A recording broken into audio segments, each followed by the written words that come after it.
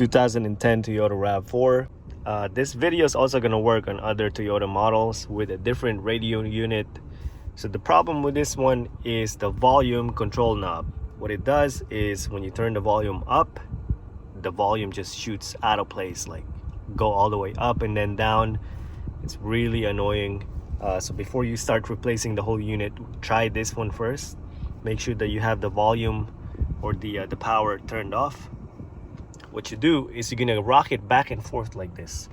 Keep doing it like this. Keep doing that for a whole minute, maybe even 2 minutes. And then after you're done, turn the radio back on. And now we have a fully working volume knob. Really simple fix. Yeah, I would try that first before replacing the whole unit. Like I said, this will also work on other Toyota radio models. Give that a try first. And that's it, guys. I hope this video helped you guys out. If it did, give me a thumbs up. Also click on the subscribe button. And again, thank you for watching.